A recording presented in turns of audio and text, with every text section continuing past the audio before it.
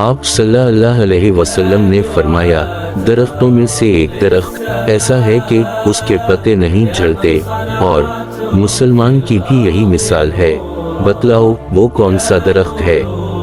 یہ سن کر لوگوں کے خیالات جنگل کے درختوں میں چلے گئے۔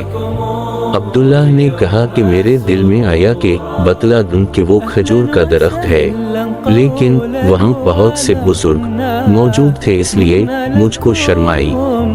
آخر صحابہ نے عرض کیا، یا رسول اللہ، آپ ہی بیان فرما دیجئے۔